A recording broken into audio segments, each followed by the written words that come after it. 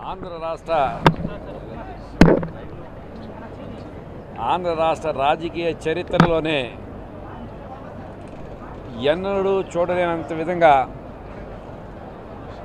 ఆంధ్ర రాష్ట్ర ముఖ్యమంత్రి శ్రీ వైఎస్ జగన్మోహన్ రెడ్డి గారి యొక్క నాయకత్వంలో సిద్ధం సభలు ఒక సభకి పొంతన లేని విధంగా అంటే భీమిలి ప్రారంభం కావచ్చు, తర్వాత ఏలూరు కావచ్చు, తర్వాత రాప్తాడు కావచ్చు, ఒక సభకి పొంతన లేని విధంగా ప్రజాభిమానం వెల్లువెత్తుతున్న పరిస్థితులు ఉన్నాయి. ఫైనల్గా బాపట్ల జిల్లా అద్దంకి నియోజకవర్గం మేదరమెట్ల దగ్గర రేపు జరుగుతున్నటువంటి సిద్ధం సభ ఆంధ్ర రాష్ట్ర రాజకీయ చరిత్రలోనే మునుపెన్నడూ చూడనేది, కనీ వెరుగని రీతిలో ప్రజలు పాల్గొంటారనే దానిలో ఎలాంటి సందేహం లేదు. సుమారుగా 15 లక్షల మంది టార్గెట్ పెట్టుకుని ఈ సభ నిర్వహించిన పరిస్థితులు ఉన్నాయి.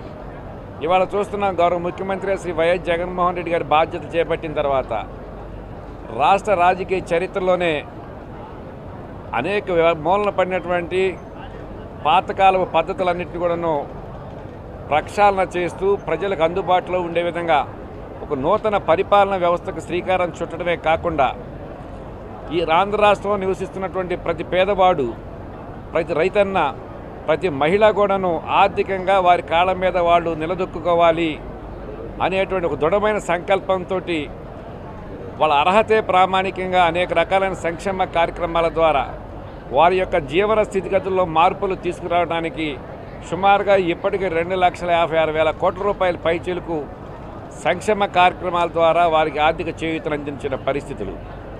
రాజకీయంగా అణగదొక్కబడినటువంటి బీసీ, ఎస్సీ, ఎస్టీ, మైనార్టీ సామాజిక వర్గాల వారు అన్ని విధాలుగా అభివృద్ధి పదంలో ముందుకు రావాలి. అటు రాజకీయంగా కావచ్చు, ఆర్థికంగా కావచ్చు, సామాజికంగా కావచ్చు, అన్ని విధాలుగా వారిని అభివృద్ధి పదంలో ముందుకు తీసుకుని వెళ్ళాలి. గౌరవ ముఖ్యమంత్రి శ్రీ వైఎస్ జగన్మోహన్ రెడ్డి గారి యొక్క పరిపాలనలో మేమందరం ఒకవైపు ఆర్థికంగా నిలదొక్కుంటున్నాం, ప్రభుత్వం ఇచ్చేటువంటి సంక్షేమ కార్యక్రమాల ద్వారా రాజకీయంగా మేము గౌరవంగా తలెత్తుకుని సమాజంలో తిరగగలుగుతున్నామని దమ్ముగా ధైర్యంగా తిరిగేటువంటి పరిస్థితులు ఈరోజు ఆంధ్ర రాష్ట్రంలో జగన్మోహన్ రెడ్డి గారు ఈ వర్గాల వారు కల్పించిన పరిస్థితులు ఉన్నాయి. ఇలాంటి పరిస్థితుల్లో దాదాపుగా ఎన్నికల వాతావరణం వేడెక్కింది. ఇలాంటి పరిస్థితుల్లో రేపు జరిగేటటువంటి ఒక సిద్ధం సభ ద్వారా ఒక దిశ నిర్దేశించడానికి సమాయత్తం అవుతున్న ప్రస్తుత పరిస్థితుల్లో ఏ విధంగా కానీ జగన్మోహన్ రెడ్డి గారిని ముఖ్యమంత్రి స్థానంలో కూర్చోనికుండా చేయాలనే ఆలోచనతోటి అటు తెలుగుదేశం కావచ్చు, జనసేన కావచ్చు, బీజేపీ కావచ్చు, కమ్యూనిస్టులు కావచ్చు, ఎన్ని అడ్డదారులు తొక్కాలో అన్ని అడ్డదారులు తొక్కుతూ ఈరోజు ఒక అపవిత్రమైనటువంటి పొత్తులతోటి కలయికతోటి ప్రయాణం చేయడానికి సిద్ధపడినటువంటి పరిస్థితులు ఉన్నాయి. మేము ఒకటే అడుగుతున్నాం, ఈ రాష్ట్రంలో ముఖ్యమంత్రి వైఎస్ జగన్మోహన్ రెడ్డి గారు ప్రవేశపెట్టిన సంక్షేమ కార్యక్రమాల ద్వారా పేదవాడు ప్రశాంతంగా జీవిస్తున్నాడు. నాకేదైనా ఇబ్బంది కలిగితే నన్ను ఆదుకోవటానికి జగన్మోహన్ రెడ్డి గారు మాకు అండగా ఉన్నారనేటువంటి ఒక మనోధైర్యంతో బ్రతుకుతున్న పరిస్థితులు ఉన్నాయి. పేదవాడు ప్రశాంతంగా ఉండాలంటే జగన్మోహన్ రెడ్డి గారే ముఖ్యమంత్రి కావాలని ఒకవైపు పేదవాడు ఆలోచన చేస్తుంటే, పెత్తందారీ వ్యవస్థ నడవాలని చెప్పి చంద్రబాబు నాయుడు గారి యొక్క నాయకత్వంలో ఈ అపవిత్రమైన పొత్తులు కలయికల ద్వారా తెర మీదకు వస్తున్న పరిస్థితులు ఉన్నాయి. సాధ్యం కానటువంటి అలవి కానటువంటి వాగ్దానాలతోటి మరొక మారు ప్రజలను మోసం చేయాలనే ఆలోచనతో సిద్ధపడుతున్నటువంటి పరిస్థితులు ఉన్నాయి. 14 ఎన్నికల్లో చూశారు, చంద్రబాబు నాయుడు గారు మహిళా రుణాలు రద్దు చేస్తా అన్నాడు, ఎక్కడా రుణాలు రద్దు చేసిన దాఖలాలు లేవు. రైతన్నకు రుణమాఫీ అన్నాడు, ఎక్కడా రుణాలు రద్దు చేసిన దాఖలాలు లేవు. ఇంటికి ఒక ఉద్యోగం అన్నాడు, ఎక్కడా పట్టుమని 10 మందికి ఉద్యోగాలు ఇచ్చిన దాఖలాలు లేవు.